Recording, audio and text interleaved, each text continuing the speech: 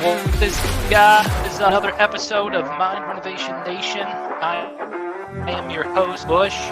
Appreciate you tuning in today. And today's show is going to be an amazing show all about how to screen a tenant. How to screen a tenant. That's what we're going to be talking about today, is how to screen a tenant. So if you're a small multifamily investor and you're tuning in for the first time into one of the Mind Renovation Nation live casts, I hope you get extreme value out of this, and I hope it helps you to better understand whether you're working with a property manager or whether you're trying to manage properties on your own. How to screen a tenant. So let's go through it. There is a number of different things that you need to understand when you talk about screening a tenant. And I think that so many times that steps and pieces of the screening process get missed.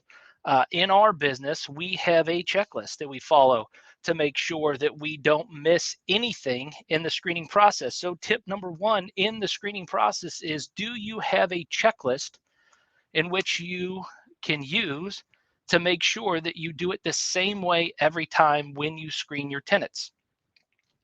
The second thing that we want to talk about is, when you're screening your tenants, is employment verification. So employment verification is ensuring that your tenant is actually employed. How many times have I come across a number of different things? Number one, fake paycheck stubs. Number two, a screenshot of somebody trying to show me that the income is coming into their bank account from a screenshot on a cell phone. I also get uploaded pictures in the paycheck stubs of just random blank papers. Sometimes I'll get a picture of the front cover of a book during the application process. And so I'm here to warn you that don't just take the tenant's word for it that they have income. You actually have to verify the income. So how do you do that? How do you verify the tenant's income? Well, this is a wonderful tool that you can use to implement in your business, and that is called an employment verification tool. So an employment verification tool is a document that your tenant can sign off on that allows you to verify their employment. So they're going to submit their paycheck stubs. They'll submit the PDF version of their bank statements, or they will submit from the company a letter on letterhead explaining that they just started a job and their start date is at this date and time, and here's their pay range. And those things are all beneficial and they are helpful in helping you to verify employment. But then with this signed document, you can actually contact their current employer and verify their employment at the work.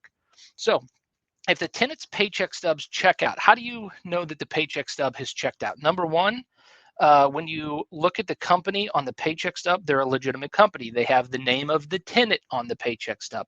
They have the last maybe 4 digits of their social to verify that that is who they say they are. It's paycheck stubs. The other thing that you can look at on a paycheck stub is the month-to-date and year-to-date income from paycheck 1 to paycheck 2. Is there the appropriate increase from paycheck 1 to paycheck 2 based upon their pay every 2 weeks? Did they increase the annual income as well in the equivalence amounts? The next thing that you can look at whenever you're verifying the tenant's paycheck stubs is, all right, so on the paycheck stub, the tenants will oftentimes give you a paycheck stub from this month and a paycheck stub from 2 months ago. That doesn't show consistent employment at an organization. In fact, we almost consider that in our organization at Red Maples dishonest.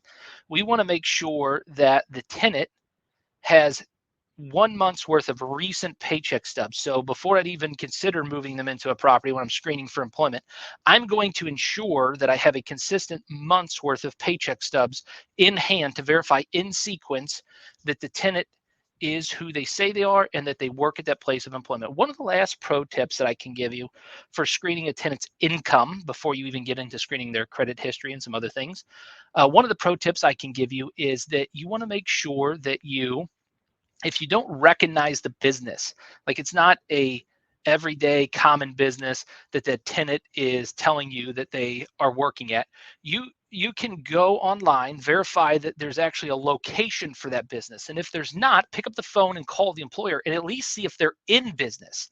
That way you can get confirmation that there is a company with all of that, with that name, with all that information, might be more accurate and more correct. I don't know how many times a tenant has given me a paycheck stub that says that they work for Joe's Landscaping Service and there is no Joe Landscaping Service online. And I call the number and the answer to the phone, hey, I don't know about you, but I don't really consider that full-time employment unless I get into a further conversation with that person and find out they just have really bad phone skills.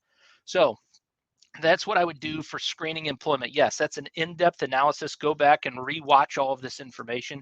It will significantly help you out in your tenant screening. The next thing that we're going to talk about is credit reports. So you do want to pull a credit report on all of your tenants whenever you're screening for rental credit, because you are extending credit to them. Whether it's on the owner's behalf or whether you are the owner, you're extending credit to somebody. And so you do want to pull a credit report. Now, what are you looking for on that credit report? Let me tell you what you're not looking for on the credit report because it may help you. Medical debt. Medical debt is not something that I think would ultimately keep somebody from paying you back as a landlord. Here's another one, student loan debt. If they have student loan debt, I don't know that that's necessarily something that will keep them from paying you back. However, there are a number of other things that I am looking for on their credit report. Recent bankruptcies that haven't been discharged, judgments that are outstanding that haven't been paid off and haven't been reconciled, and there's no documentation to support it, liens that are outstanding that they could garnish wages for, utility debt. If there's utility debt on the credit report, that's a major red flag to renting to a tenant. It says that they're going to move in and try to put the utilities in somebody else's name that's not on that application. So we want to make sure that they can get the utility set up in their name. They don't have any of these things that are going to be garnished from their paycheck stub that would ultimately drop their rent to income and make it impossible for them to pay. Another thing that we're looking for on the credit report is any outstanding landlord debt. So that's a big one. If you see landlord debt on the credit report, that typically for us is a big red flag. That's a no-no. We don't rent to you because you haven't paid off your previous landlord. One of the other things we're looking for on the credit report is large balances. So to the tune of $10,000, $20,000 that's outstanding, that there's no explanation on the credit report. I need a letter explaining what's going on with that and documentation to support that that's either in a payment plan or that that large balance isn't something that can come back and is garnishable or lienable.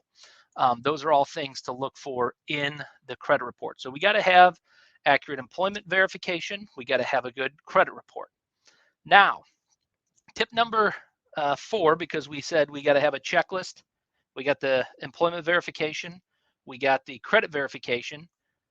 Now, tip number 4 is to familiarize yourself with fair housing laws.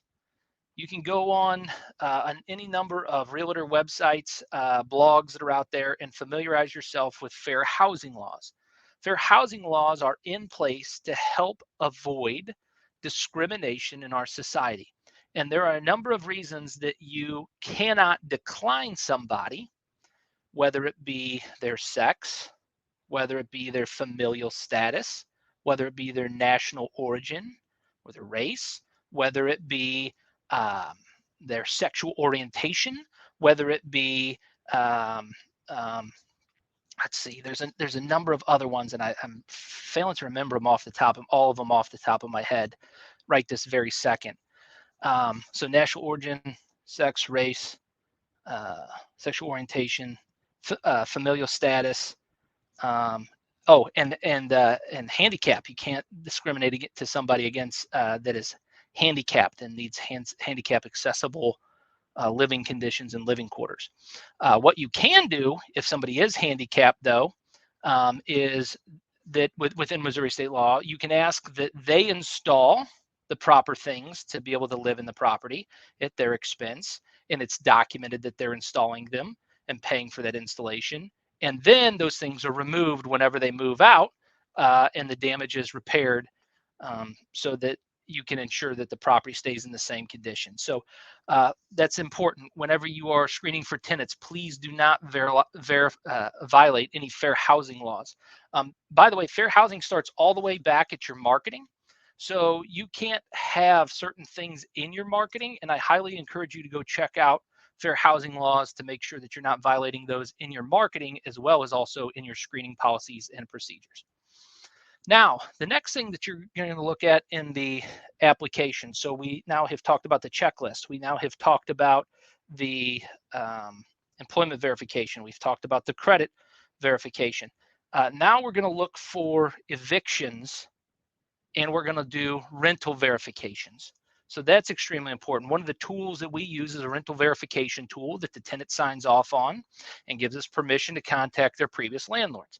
Now, what am I looking for in this rental verification? Well, I want to make sure that they were where they said they were on their application. So there's a couple of things.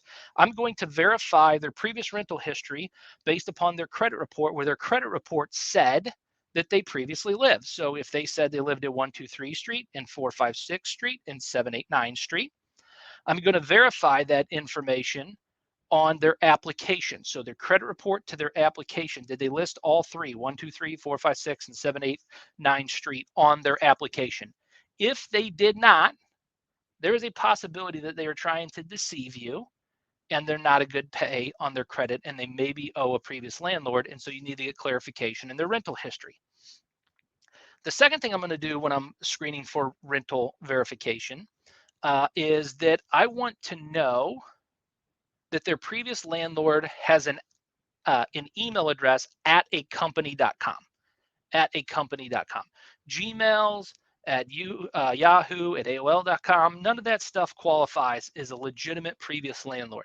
Now, that doesn't mean that they can give you an at a company address, but it does mean that I probably am not going to contact that previous person. I might give them a phone call to verify that there's a real person on the application.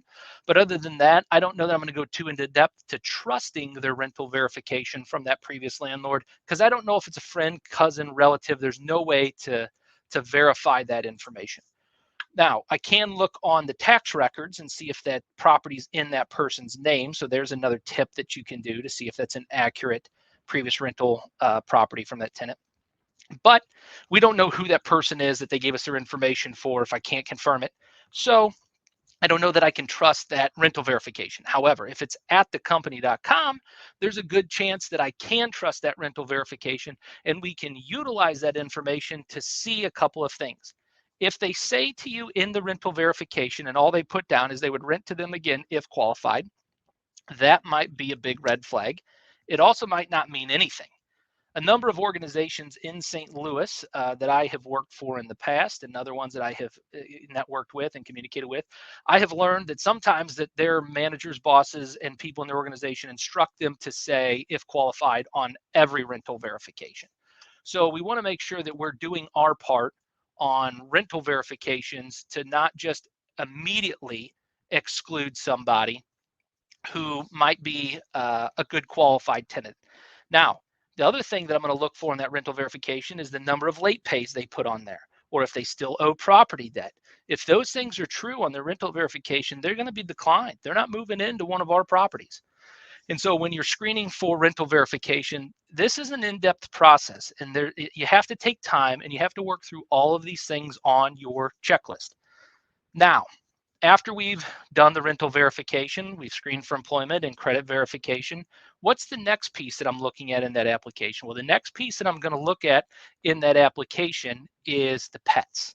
So pets are a big one. And oftentimes people will say that they have a certain type of pet that might not violate your pet policy, but they actually have a different kind of pet that would be considered a vicious breed and violate your pet policy if you accept pets on your property. So when we screen pets, one of the things we do is we actually ask for a picture. And if the picture looks like they're a mix of a vicious breed that might be something we wouldn't allow on the property, then we'll ask for an official pet verification, whether that be from their veterinarian or whether that be through a pet verification service online. There's a number of different pet verification services. We don't endorse one in particular, so I'm not going to throw any names out there, but there is a number. If you just Google pet verification services, you will find one or find them online. All right, so the next thing that we're going to talk about is using online resources. So in addition to your reports that you can pull for tenant screening, You also want to make sure that you go online, like in Missouri, we can use Missouri CaseNet, and verify the information that's on the reports that you're getting back from your system, because sometimes you'll get a report back from the system and it doesn't include everything that you might or could be able to garner from public information if you go online, like on Missouri CaseNet, and review the tenants' legal situations that they have been through. And it will give you clear information on places like CaseNet. All right, all right. So we've talked about a number of different things from how to screen a tenant. One of the other things I highly recommend is that you utilize technology. So you do have some type of screening services. In our organization, we utilize, like I have talked about before on this live cast, we utilize a platform called Buildium, and they have a rental verification process built in, a screening process built in to their, and a criminal verification process built in into their software. You're going to look for a software product that can do the same thing. There are a number of them out there. I would not trust ones that come from companies like Zillow or some of those other reports. I, you just don't know. You don't know. So find a legitimate screening report if you don't have it through your management software that you can use in order to get a good credit background, criminal background, and rental background on your tenants. All right. Another tip that I would say, and this is an insider tip, you can check social media for behavioral issues that might demonstrate a decline reason in your organization. And I say it very carefully because you don't want to discriminate because of social media alone. But if there is behaviors and practices that are demonstrated to damage property inside of their social media profile, then as long as that's documented, then that might be a reason to turn down a tenant. The other pro tip that we have at our organization, and there's not a lot of landlords that do this, but we actually do a verbal interview with our tenants. And during that verbal interview with our tenants, we are looking for one thing primarily, and to verify the information on their application.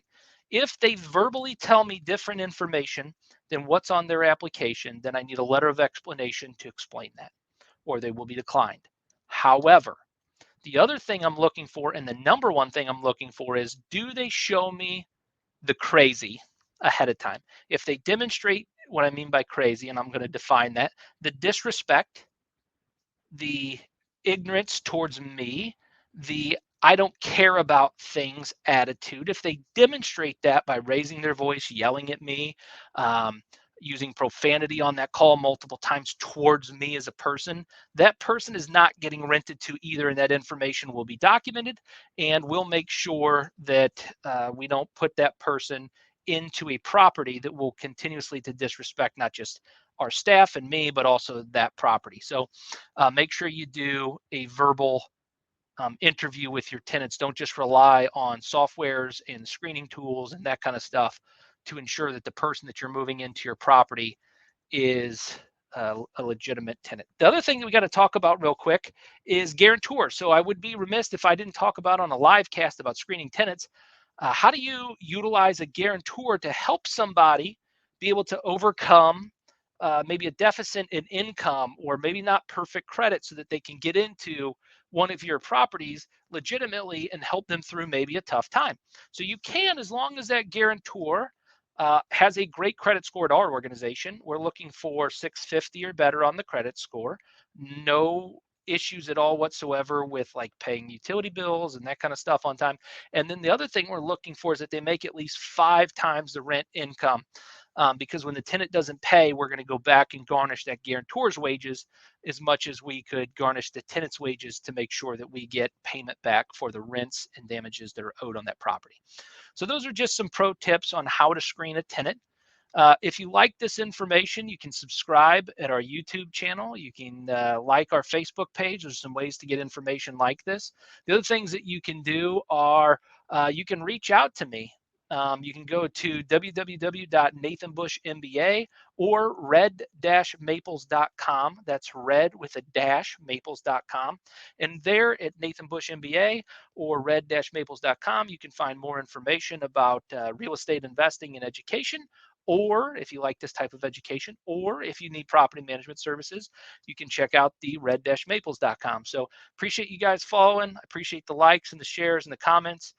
You guys have a good afternoon and a great weekend. Thanks.